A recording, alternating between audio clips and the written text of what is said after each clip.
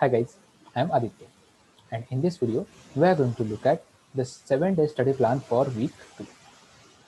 In previous video I had given you the plan for week 1. ठीक है, and उसके पहले भी हमने एक वीडियो बनाया था जिसपे आपको पूरा 75 डेज का स्टडी प्लान बनाया था, considering that MBA will be conducted in second or third week of May, and going by the activities happening on DTE website, we can definitely expect that the notification for MBA should be out in next by March end, and MBA should be conducted by May end. So उसके हिसाब से हमें study plan बनाया हुआ है. तो let us look at the second week का study plan. So जो आपने बेंचमार्क मॉक दिया था उसके हिसाब से ये स्टडी प्लान आपका वेरी करेगा. ओके, जैसे बेंचमार्क मॉक में मैंने आपको बताया था कि let us say you score around x marks out of 200 without any flukes. Okay, without any flukes, आपको कोई भी फ्लुक नहीं मानना है. जितने क्वेश्चंस सॉल्व, जितने टॉपिक्स आपको पता है, जितने क्वेश्चंस आपके हो चुके हैं या जितने टॉपिक्स आपके हो चुके हैं उससे रिलेटेड जो क्वेश्चन है वही आपको सॉल्व करने थे. करेक्ट. जो क्वेश्चंस आपको नहीं पता है, जो टॉपिक आपको नहीं पता है, वो क्वेश्चंस का फ्लूक नहीं मारना है. इससे आपका एक्यूरेसी कितना है ये आपको पता चलने वाला था, एंड आपको टाइम एक्चुअली कितना लगता है वो आपको पता चलने वाला था. ठीक है. नाउ सेकेंड स्टेप क्या थी आपकी? स्वॉट एनालिसिस. तो आपने क्या स्वॉट एनालिसिस किया, आपका वो एनालिसिस के बाहर, आपका वो एनालिसिस के बाद क्या निकल के आया, वो सब पे डिपेंड करता है आपका सेकेंड वीक का प्लान कैसे रहेगा. जैसे किसी किसी का स्ट्रेंथ रहेगा अरेंजमेंट्स और पजल्स, किसी किसी का वीकनेस रहेगा वर्बल, किसी किसी का स्ट्रेंथ रहेगा वर्बल, वीकनेस रहेगा क्वांट. उसके अकॉर्डिंगली आपको प्लान करना है. एंड उसके बाद topic wise, topic and weightage wise आपको मैपिंग करना है. ओके. सो स्ट्रेंथ मैं आपको फिर से एक बार रिवाइज करा देना चाहता हूँ कि स्ट्रेंथ्स में आपने वो टॉपिक कंसिडर करने. Strength, weakness, opportunities and threats आप कैसे डिसाइड करोगे? अगर आपने एक मॉक टेस्ट दिया हुआ है, उसका पूरा 200 क्वेश्चंस का 3 to 4 आवर्स बैठ के आराम से एनालिसिस किया है एंड उसका ब्रेकअप किया है topic wise and section wise, subject wise, तो आप ये अच्छे से कर पाओगे. This is very very important to start your preparation. तो स्ट्रेंथ में आप वही टॉपिक कंसिडर करोगे जिसमें आपको 1 मार्क पर मिनट और लेस देन 1 मिनट में आपको 100% पता है कि ये बिना तुक्के का भाई मेरा ये टॉपिक पे कोई भी क्वेश्चन आ जाए, मैं आराम से एक से मैक्स टू मैक्स 60 70 80 सेकंड्स में 1 मार्क उसका 100% लेके आऊँगा. वो हो गया आपका स्ट्रेंथ. वीकनेस में वो टॉपिक्स आएंगे जो आपने पढ़े ही नहीं है अभी तक. ठीक है, जो आपने पढ़े ही नहीं है, नॉट रेड और स्टडीड. बहुत सारे टॉपिक्स ऐसे हो सकते हैं, बिकॉज अगर आप भले ही आपने कैट स्नैप एनमेट के लिए प्रिपेयर किया हो, लेकिन CET is a surprising exam. Correct. इसमें बहुत सारे टॉपिक्स आते हैं जो आपको प्रीवियस कोई भी एग्जाम में नहीं आए हो सकते हैं, या वेराइटीज बहुत सारी आ सकती है जो आपने प्रीवियस एग्जाम में कभी भी नहीं देखी हो सकती है. ओके.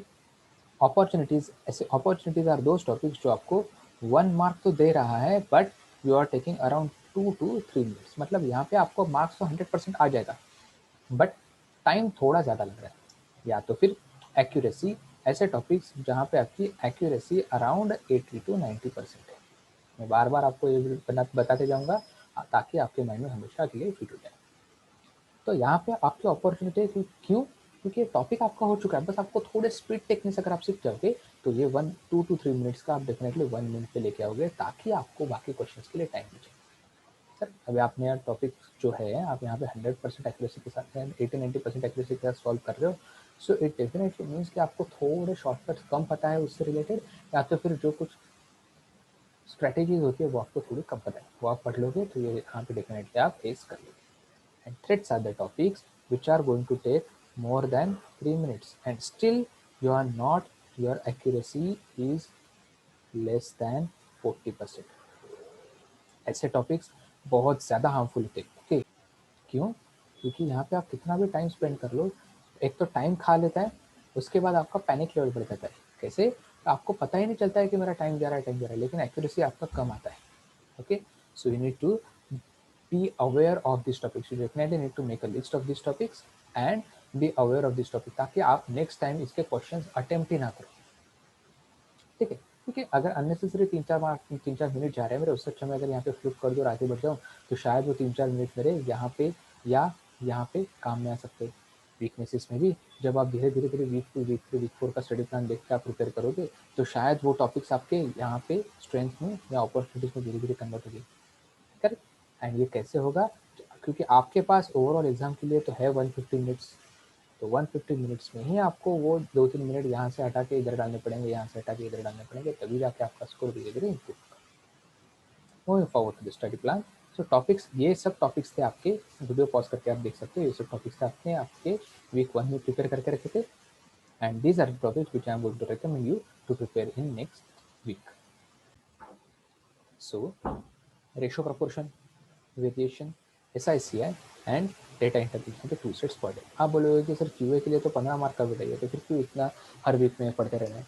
क्योंकि जितना जल्दी जल्दी ये 15 मार्क से रिलेटेड जितने भी टॉपिक्स है, 15 में से 15 मार्क के टॉपिक्स आप तो नहीं पढ़ पाओगे, मैं आपको बता रहा हूँ, मैं आपको ज्योमेट्री कभी बताऊंगा ही नहीं, ठीक है। अगर बता भी जाए तो हार्डली ज्योमेट्री ऐसे टाइम पे बताऊंगा जहाँ पे आपको ऑलरेडी बहुत सारे टॉपिक्स पढ़ने को दिए गए हैं, क्योंकि उस पर 1 मार्क का क्वेश्चन आता है, उसमें पढ़ना पड़ेगा आपको कम से कम 10-12 घंटा है, क्योंकि ज्योमेट्री के बेसिक 2D 3D ज्योमेट्री पढ़ना पड़ेगा, फिर मेंसुरेशन पढ़ के 1 मार्क मिलेगा, वो भी गारंटी नहीं मिलेगा, नहीं मिलेगा, करेक्ट। लेकिन जो टॉपिक पे डेफिनेटली 1-2 क्वेश्चन आते हैं वो तो जल्दी से वाइंड अप करना जरूरी है ना, क्योंकि उसके ऊपर DI के बहुत सारे क्वेश्चन डिपेंडेंट है, उसके ऊपर कुछ कुछ सीरीज के भी क्वेश्चन डिपेंडेंट आ सकते हैं, okay. And more you become comfortable with these topics, more you will be comfortable with the numbers. That's why I am recommending these topics for this week. Do not go ahead with data sufficiency and data comparison, because these topics require other topics to be prepared first. उसके बाद NVR आपको पता है कि first week में आपने NVR खत्म कर लिया था, लेकिन उसका टच नहीं छूटना चाहिए, इसलिए 10 to 15 क्वेश्चंस पर डे आपने सॉल्व करते रहना चाहिए। उसके बाद नए topics are blood relation, directions, word formation, digit sequence, regenerations. उसके बाद अरेंजमेंट्स के लीनियर एंड सर्कुलर का आपने 1 सेट पर डे करके, आई एम अज्यूमिंग कि आपने सीरियसली किया रहेगा, ईमानदारी से किया रहेगा, आपका प्रैक्टिस हो गया रहेगा। Now moving forward to the next topics of arrangements and puzzles, matrix and box arrangements. इसका 1 सेट पर डे आपने करते रहना है, करेक्ट। देन VRC, VRC में you have to go ahead with reading 45 to 60 minutes per day. Obviously तो आपका previously 7 hours का reading हो चुका है, ये वीक में अराउंड 7 to 8 आवर्स का फिर से रीडिंग होगा, which is definitely going to improve your English proficiency, ठीक है। सब ग्रेजुअली होगा, अपने पास और 6-7 वीक का आराम से टाइम है, उससे ज़्यादा है मुझे जो लगता है, अभी तक तो नोटिफिकेशन नहीं आया, तो आराम से 8-10 वीक का टाइम है अपने पास, तो ग्रेजुअली होगा, ठीक है। Just believe us.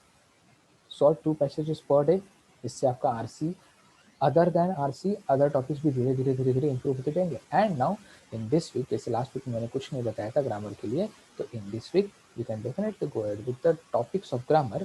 Please read all the rules and regulations of grammar, you need to be comfortable with those questions, because questions directly based on grammar नहीं, भले ही नहीं आते होंगे, लेकिन आप उससे रिलेटेड एलिमिनेट कर सकते हो क्वेश्चंस, करेक्ट। तो ये भी आपको धीरे धीरे सीखना पड़ेगा, वो हम लोग नेक्स्ट वीक में सीखेंगे, पहले बेसिक तो क्लियर करें, correct. So this is your to do list for this week, and ये वीक का प्रिपरेशन होने के बाद आपको सेकेंड मॉक देना है, जिसका आपका टारगेट रहेगा 85 to 90 स्कोर्स। अगर आपका लास्ट वीक में 80 था, या तो फिर जो भी स्कोर था लास्ट वीक का लेटेस्ट से मॉक वन का स्कोर जो भी था, उसमें +5 आपको ऐड करना है, करेक्ट। उसमें +5 आपको ऐड करना है, +5 to 10। तो कैसे ऐड होगा, जैसे एनवीआर में I had given your target of 15 marks, तो अभी प्रैक्टिस करोगे तो ऑब्वियसली 2-3 मार्क्स तो इसमें बढ़ने चाहिए। वीआरसी में ऑब्वियसली 2-3 मार्क बढ़ने चाहिए, क्योंकि 7-8 घंटे का एक्स्ट्रा रीडिंग आपका हो रहा है। उसके बाद पजल्स का आपने फिर से 2 टॉपिक नए किए, अभी लीनियर सर्कुलर मैट्रिक्स बॉक्स अगर करोगे तो एक सेट तो एक्स्ट्रा सॉल्व होना ही चाहिए आपसे, करेक्ट। नॉन पजल्स में आपने अगर ब्लड रिलेशन डायरेक्शन से 3-4 टॉपिक अगर आप कर रहे हो, तो उसमें भी ऑब्वियसली 3-4 मार्क्स आपके बढ़ने ही चाहिए। एंड क्यूए DIDS में भी अगर आप डेटा सफिशिएंसी को छोड़ दे, लेकिन क्यूए के 2-3 टॉपिक कर रहे हो, जिससे आपके 2-3 मार्क एंड उससे रिलेटेड DI का एक आध दूसरा सेट आराम से सॉल्व हो जाना चाहिए, ठीक है। I am again repeating few points that no flukes, कोई स्ट्रेटेजी नहीं, तुक्का स्ट्रेटेजी कुछ नहीं लगाना है, ठीक है। And you need not sit for the exam for all 150 minutes। Obviously अगर आप 200 क्वेश्चन सॉल्व नहीं कर रहे हो तो 150 मिनट भी पूरा इस्तेमाल मत करो। Try to solve as fast as possible, but as accurate as possible, okay।